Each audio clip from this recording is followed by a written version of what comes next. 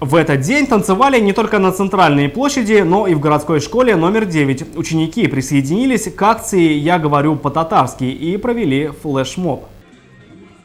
Элементы классического татарского танца под современную песню группы «Казан егетлері». Так можно было бы охарактеризовать танец, исполненный учениками школы. По словам организаторов, это не просто движение под музыку, а флешмоб, который призывает людей общаться на родном, в данном случае на татарском языке. В этой акции мы участвуем уже второй год. В своей родной школе, городе мы пропагандируем данную акцию.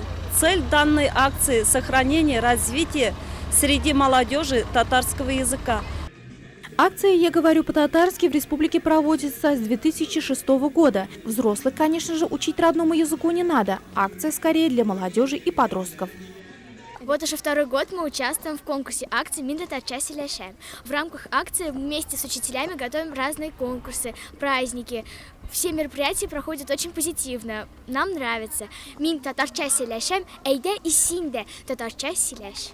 Флешмоб не единственное мероприятие в рамках акции, стартовавшей с 21 февраля. Ученики школы, проводя разные конкурсы и занятия, хотят, чтобы тех, кто говорит на татарском языке, стало больше.